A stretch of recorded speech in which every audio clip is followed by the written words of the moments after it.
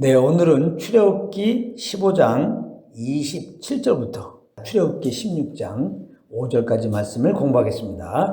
오늘 본문은 이스라엘 자손이 엘림을 지나 신광야에 이르러서 먹을 것이 없다고 모세를 원망하던 그때 하나님께서 모세에게 하늘에서 양식을 비같이 내려주실 것이라고 말씀해 주시는 내용입니다. 먼저 출애굽기 15장 27절 말씀을 다 같이 읽겠습니다. 시작. 그들이 엘림에 이르니 거기 물샘 12과 종려나무 70그루가 있는지라 거기서 그들이 그 물 곁에 장막을 치니라. 아멘. 이스라엘 자손은 마라를 지나 엘림이라는 곳에 도착하여 장막을 쳤습니다. 엘림은 물샘 12과 종려나무 70그루가 있는 말 그대로 쉴만한 물가, 푸른 초장이 있는 곳입니다. 이스라엘 자손은 쓴물이 있는 마라에 이르러 물이 없다라고 모세를 원망하였지만 사실 하나님께서는 이 엘림을 미리 염두에 두고 계획했던 것입니다. 그러므로 우리가 성령의 인도하심을 따라 살다가 혹 고난을 만났을 때 환경을 바라보면서 원망할 필요가 없는 것입니다. 우리는 고난 때에도 변함없이 우리 안에서 말씀하시는 성령의 인도하심을 따라가면 되는 것입니다. 그리하다 보면 우리 하나님 아버지께서 우리 영혼의 안정과 풍성함을 위하여 미리 예배 놓으신 엘림에 이르게 될 것입니다. 할렐루야. 16장 1절 말씀인데요. 다 같이 한번 읽겠습니다. 시작. 이스라엘 자손의 온 회중이 엘림에서 떠나 엘림과 시내산 사이에 있는 신광야에 이르니 애굽에서 나온 후 둘째 달 15일이라. 아멘. 이스라엘은 출애굽한 후에 홍해를 지나 마라 그리고 엘림 그리고 이제 엘림과 시내산 사이 신광야에 이르렀습니다. 성경에 보게 되면 여기에 나오는 엘림과 시내산 사이 신광야가 있고 민수기 33장 36절에 보면은 가데스 바네아 부근에 신광야가 나옵니다. 그래서 신광야가 두 곳이 나옵니다.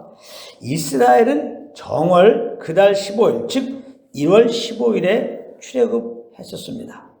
그리고 이제 엘림과 시내산 사이 신광야에 도착한 때는 2월 15일이라고 했으니까 출애굽한 지 한 달이 지났을 때입니다.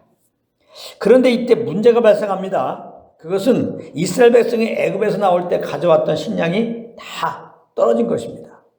그래서 이스라엘 백성들은 지금 먹을 것이 없게 된 거예요. 자, 그랬을 때 이스라엘 자손은 어떻게 했느냐? 2절 말씀입니다. 시작. 이스라엘 자손 온 회중이 그 광야에서 모세와 아론을 원망하여. 지금 먹을 것이 없어서 배고파 죽게 되었을 때 이스라엘 자손은 모세와 아론을 원망했다는 것입니다. 모세, 아론 너희들 때문에 우리가 이렇게 지금 배고파 죽게 된 거야. 참 이것이 연약한 사람의 한계입니다. 사람은 물리적으로 죽게 되었으면 반드시 혼자 죽을 생각을 하지 않고 남을 꼭 원망해요. 너 때문에 내가 이렇게 했다는 너 때문에.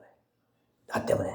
잘 될 때는 다 나 때문에 잘 됐고 안 되는 건 다 너 때문에 안 됐고 이 죄를 가진 인생들의 한계입니다.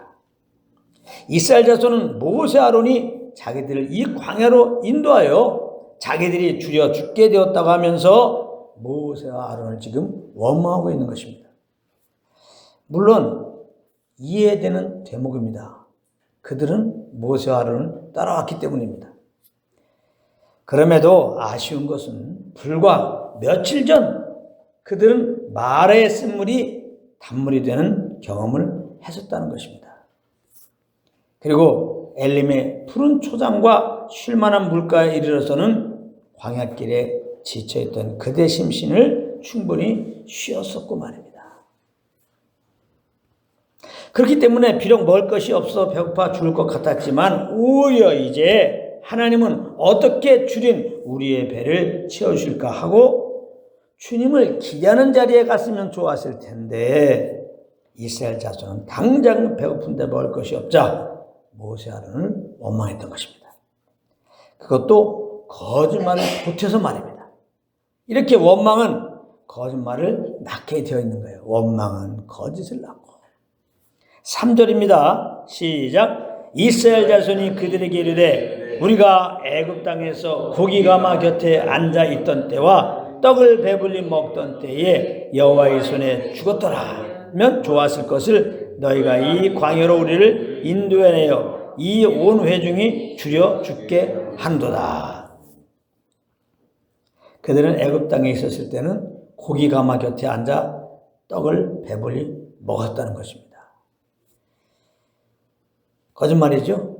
사실은 쉴 틈도 없고 제대로 먹을 시간도 없이 고역에 시달렸었습니다. 그래서 그냥 죽게 되었다고 하나님께 그렇게 울부짖었던 거 아닙니까? 그리고 여호와의 손에 죽었더라면 좋았을 것이라는 겁니다. 이것은 아마도 하나님께서 애굽에 내리셨던 10번째 재앙, 즉 애굽의 모든 초태상들을 죽일 때 그때 죽었으면 좋았을 것이라고 말한 것인데요. 그러나 그들은 그때 살기 위하여 하나님의 말씀 따라 문 좌우설주와 임방에 양의 피를 발랐고 그런 말미암아 그들은 죽음의 재앙에서 건짐을 받았던 것입니다. 그런데 이 하나님의 감당할 수 없는 은혜를 잊어버리니 그들은 당장 죽게 된 상황을 바라보며 염려하다가 끝내 모세를 원망했던 것입니다. 모세를 원망한 것은 하나님을 원망한 거예요. 모세는 하나님 시 따라 그들을 인도했기 때문입니다. 그러므로 하나님의 은혜를 잊지 않는 것이 얼마나 중요한 것인지 모르는 겁니다. 하나님의 그 은혜를 잊지 않으면 반드시 원망의 열매를 낳는 거예요. 시편 103편 1절부터 5절 말씀을 같이 보겠습니다. 시편 103편 1절부터 5절인데요. 내 영혼아 여호와를 송축하라. 내 속에 있는 것들은 다 그의 거룩한 이름을 송축하라. 아주 다윗이 성령의 감동 따라서 자기 영혼에게 명령하고 있는 거예요. 여호와를 찬양하라는 거예요. 여호와를 찬양. 여러분들도 시간만 되면 여러분들 영혼에 대해서 여호와를 찬양하라고 명령하시기 바랍니다. 내 속에 있는 것들은 다 그의 거룩한 이름을 찬양하라. 아주 여러분들 속에 있는 그냥 5장 6보, 심장 5장 6보 그냥 크게 하나님을 찬양하라. 선포하시기 바랍니다. 내 영혼아 여호와를 송축하며 그의 모든 은택을 잊지 말지어다. 그러니까 하나님께서 베푸신 은택을 잊지 않는 길은 그 은혜의 주님을 찬양하는 거예요. 할렐루야. 그래서 예수를 말미암아 항상 참매사를 하나님께 드리자. 예수를 말미암아 구원의 은혜를 항상 기억할 수 있는 유일한 길입니다. 유일한 길이에요. 우리는 하나님의 은혜를 기억해야 되는데 어떻게 은혜를 기억하지? 나이가 들면 자꾸 기억력이 약해지죠. 하나님의 은혜를 그래서 자꾸 잊을 때가 많은데요. 하나님의 은택을 잊지 않는 길, 은혜의 예수를 찬양하는 거예요. 예수를 말미암아 우리가 구원받은 그 일을 찬양하는 겁니다. 나를 구원해 주신 주님 감사합니다. 예수를 말미암아 항상 하나님께 감사합니다. 감사합니다. 구원하신 예수님 감사합니다. 그 주님을 찬양하는 거예요. 그러면 구원의 은혜를 잊지 않아요. 그가 내 모든 죄악을 사하시며 내 모든 병을 고치시며 예수 믿는 우리들의 죄 다 하나님 예수의 피로 다 사해 주셨잖아요. 나의 죄를 사해 주신 주님 감사합니다. 내 영혼아 그 주님을 찬양하라. 자꾸 명령하고 찬양을 해야 돼. 찬양을 해야 돼. 내 모든 병을 고치시고 우리가 한 번도 안 아프고 이 자리에 있지 않지요. 크고 작은 병들이 있는데 물론 뭐 약 먹어서 또 의사를 통해서 고침받았다고 그러지만 하나님의 그 배후의 역사가 있죠. 아무리 약 먹고 아무리 의사가 잘 고친다 그래도 그 하나님이 역사하지 않으면 별거 아닌 거라도요 그게 커져갖고 죽어요. 크고 작은 병들이 있었지만은 이만큼은 그건 다 하나님의 은혜입니다. 할렐루야. 나를 이렇게 건강하게 하신 주님 감사합니다. 여러 가지 참 병도 있고 여러 가지 어려움이 있었지만 이렇게 그럼에도 불구하고 거기서 빠져나오게 하시고 이만큼 살게 하시면 감사합니다. 자꾸 찬양해요. 아유, 이제 나 늙었어. 이제 죽을 날이 가까웠어. 이렇게 하지 말고 이만큼 하나님이 이렇게 살게 하신 거 감사합니다, 감사합니다. 자꾸 찬양하란 말이야. 그 은혜를. 내 생명을 파멸해서 성령하시고 인자와 긍휼로 관을 씌우시며 하죠. 주님의 인자와 긍휼로 그냥 관을 씌웠다는 거예요. 주님의 인자와 긍휼로 우리를 붙잡으셨다는 거예요. 이야, 놀라운 표현이죠. 생명을 파멸해서 구속하고 똑같은 말 또 하는 거야. 우리는 죄로 말해 영원한 사망 가운데 있는데 예수 믿을 때 영원한 생명을 주시고 우리 이렇게 죄에서 자유케 하시고 아주 그냥 주님의 인자와 긍휼로 관을 씌우셔서 아주 주님의 인자와 긍휼에게 팔로 우리를 지금 안고 계신단 말이에요. 하나님이 그 인자와 긍휼로 우리를 이렇게 지금 인도하시고 이끌고 계신 거예요. 5절 좋은 것으로 내 소원을 만족하게 하사. 좋은 것으로 내 소원을 만족하게 하사. 선생님께서 우리에게 소원함을 주시죠. 그 소원함을 따라 행해보세요. 반드시 이루어집니다. 하나님 주신 소원함이기 때문에. 좋은 것으로 내 소원을 만족하게 하사. 내 청춘을 독수리같이 새롭게 하시는도다.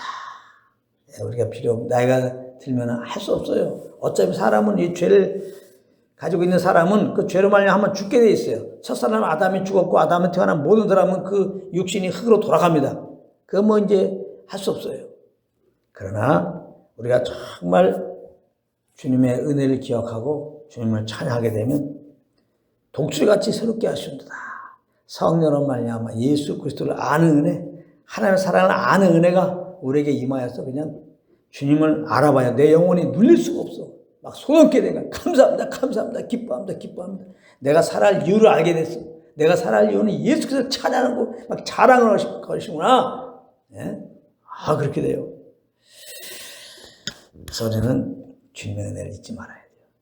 그 은혜 주님을 찬양해야 돼요. 그래서 우리는 늘 성령님과 교통 가운데 있어야 돼요. 왜냐하면 성령님께서 예수 그리스도의 그 십자가 은혜와 그 십자가로 나타난 하나님의 사랑을 우리에게 알려주거든요. 고린도후서 13장 13절에 보면은 주 예수 그리스도의 은혜와 하나님의 사랑과 성령의 교통하심이 너희 무리들과 함께 있을지어다. 그런 말씀이 나옵니다. 예배 끝날 때 항상 이렇게 우리가 축도를 하죠. 소위 축도의 내용이 나옵니다. 근데 이제 이걸 잘 알아야지. 이것은 축복 기도가 아니에요. 축도는 축복 기도를 말하는 게 아니에요. 축도는 선포를 말하는 거예요. 선포. 축원하는 겁니다. 축원. 성령과 교통 속에서 예수 그리스도의 은혜와 하나님의 사랑을 알게 된 우리들인데 그런 삶 살기를 원한다 이거예요. 그렇게 축원한다. 그런 의미인 겁니다. 여러분들, 우리는 예수 믿고 이제 구원받았고 우리 안에 성령이 모셨어요. 이 성령님은 우리 안에서 예수의 은혜와 하나님의 사랑을 알려주십니다. 여러분들 늘 성령과 교통 속에서 그 예수 그 은혜와 하나님의 사랑을 알고 그 안에서 감사함으로 이렇게 살아가는 한 주가 되기를 축원합니다. 이렇게 선포하는 거예요. 예. 항상 우리가 성령과 교통 가운데 있어야 됩니다. 우리 4절을 보겠습니다. 다시 출애굽기. 우리 출애굽기 16장 4절을 같이 읽겠습니다. 시작. 그때 여호와께서 모세에게 이르시되 보라 내가 너희를 위하여 하늘에서 양식을 비같이 내리리니 백성이 나가서 일용할 것을 날마다 거둘 것이라. 이같이 하여 그들이 내 율법을 준행하나 아니하나 내가 시험하리라. 여기서 4절에서 중요한 단어는 뭐예요? 그때입니다. 때. 그때. 이게 참 중요한 단어예요. 이때가 뭡니까? 이스라엘 자손이 모세를 원망하고 있는 그때. 그러므로 하나님을 원망하고 있는 그때. 이스라엘 백성들이 지금 모세를 하나님을 원망하고 있는 그때 하나님은 무슨 조치를 취하셨느냐?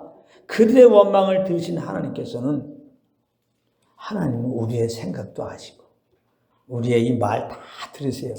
원망하는 것도 듣고 또 감사하는 것도 듣고. 야, 하나님께서 우리의 생각을 아시고 우리의 말을 다 들으신다고 할 때 야, 자연스럽게 생각 조심, 말 조심이 되는 거죠. 제가 더 이상은 얘기 안 하겠습니다. 하나님은 우리의 생각을 아시고 우리의 말을 들으신다. 자, 이스라엘 백성들이 원망하는 말을 했어요. 당연히 하나님이 들으십니다. 그런데 그 원망을 들으신 하나님께서는 모세에게 뭐라고 말씀하셨냐? 하늘에서 양식을 비같이 내릴 것이다. 이렇게 말씀하셨어요. 그래서 일용할 양식을 날마다 거두게 될 것이라는 겁니다. 정말 하나님은 러브예요. 러브. 사랑이십니다. 정말 오래 참으시는 사랑이십니다. 하나님은 그들이 연약하여 원망함을 아시고 너희들이 감히 나에게 원망을 해? 좀 전에 그 얼마 되지도 않았어. 마라의 쓴 분 앞에서도 원망하고 그 원망을 내가 모른 척 가지고 단물되게 하고 또 엘림에서 좀 쉬게 하고 이런 일 주었는데 그 며칠 지났다고 또 원망하고 있냐. 이렇게 하지 않으시고 그대의 필요를 이미 아시는 하나님께서 그 대책을 말씀해 주신 것입니다. 하늘에서 양식을 비같이 내린다는 거예요. 여기 이제 양식 그랬는데요. 이 양식이라는 단어는 히브리어로 렘입니다. 렘. 이것은 떡, 빵이라는 뜻을 가지고 있어요. 요한복음 6장 31절부터 58절에 보면 예수님은 하늘에서 내린 떡이라고 말씀하고 있어요. 나는 생명의 떡이다. 예수님은 죄의 허물로 죽은 우리를 살리시려고 오신 참 떡이십니다. 그러므로 아담 안에서 그 영혼이 죽은 영혼들 누구든지 지금 우리 죄를 위하여 십자가에 죽으시고 사흘 만에 부활하신 주 예수님을 믿으면 죄사함을 받고 새 삶을 얻게 되는 것입니다. 하나님이 양식을 비같이 내실 것이니 이스라엘 자손이 날마다 일용할 것을 거두라는 것입니다. 이 말씀을 배경으로 하여서 예수님은 우리에게 일용할 양식을 주옵시며 이렇게 기도하라고 하신 것입니다. 한 달 양식, 1년 양식이 아닌 일용할 양식인 것은 매일매일 순간순간 주님을 의지하게 하기 위한 것입니다. 우리에게 양식이 풍족하게 있으면 그동안은 주님을 의지하지 않는 것입니다. 주님은 우리의 체질을 다 아시는 것입니다. 하나님은 4절 말씀을 하시면서 늘 주님을 의지하며 살라고 성령의 인도함을 따라 살려고 그렇게 지금 가르치시고 계신 것입니다. 5절입니다. 시작. 여섯째 날에는 그들이 그 거둔 것을 준비할지니 날마다 거둔 것에 갑절이 되리라. 아멘. 이 5절을 표준 세번역으로 보면 이렇게 번역되어 있어요. 매주 엿새 날에는 거두어 들인 것으로 먹을거리를 준비하다 보면 날마다 거두었던 것의 2배가 될 것이다. 이렇게 기도했어요. 이렇게 기록하고 있습니다. 이건 놀라운 이적입니다. 이스라엘이 매일매일 하루 양식을 거두어서 먹으나 여섯째 날에는 똑같이 하루 양식을 거두어도 다음 안식에 먹을 수 있을 만큼 갑절의 양식으로 불어난다는 것입니다. 그들은 7일째는 일을 하지 않잖아요. 그러니까 6일째 그날 먹을 걸 거두어도 보면은 다음날 거두 그런 양식이 채워져 있다는 거예요. 오병이와 같은 기적이 일어난다는 것입니다. 이것은 무엇을 말해주는 겁니까? 우리가 성령님을 따라 행하되 앞뒤 가리지 말라는 말이에요. 잔머리장 굴리지 말라는 말이에요. 지금은 오늘은 내가 성령을 따르지만 내일은 어떻게 하지? 내일은 어떻게? 내일 그 일. 우리는 연약해서 이런 쓸데없는 생각을 하게 되는데, 즉 미리 걱정한다면 미리 내일이 되지도 않았는데 내일 걱정하고 있단 말이에요. 그럴 것이 없다는 겁니다. 오늘 우리가 성령을 따르면 오늘 문제도 이기고 내일 문제도 이기게 된다는 말씀이에요. 그러므로 마태복음 6장 34절에 내일 일이와 염려할 필요가 없다는 거예요. 내일 일 염려하지 말라. 오늘 지금 성령의 인도함을 따르면 된다는 거예요. 할렐루야. 그럼 마음이 평안하죠. 그러면 내일도 평안한 거예요. 할렐루야. 근데 오늘 평안하면 되지. 그냥 그 안에 거해서 또 평안신 주님 찬양하면 되지. 갔어. 근데요. 내일 쓸데없는 생각하고 있단 말이에요. 하나님이 알아서 다 해결해 주시는 거예요. 오늘 해결해 주신 것처럼. 어떻게 했더니 성령을 따랐더니. 그러므로 성령님 다음 따라 아멘 하고 지내면 되는 거예요. 그러므로 이제부터는 내가 인생 사는 비법을 알았구나. 첫 번째는 회개하고 예수 믿는 것이고, 믿었다면 우리 안에 계신 선과 교통 속에서 그 인도함만 따르면 되는 거구나. 따르다 보면 고난이 있어. 고난이 와도 그 인도함을 따르다 보면 사실 하나님은 더 풍성한 것을 우리 인도하시려고 이런 고난 허락하시고 할 수 없이 골짜기를 지나는 것이니까 끝까지 그 고난 중에도 함께 하는 성령님을 딱 따라가면 진짜 좀 지나봐야 엘림이 나온다면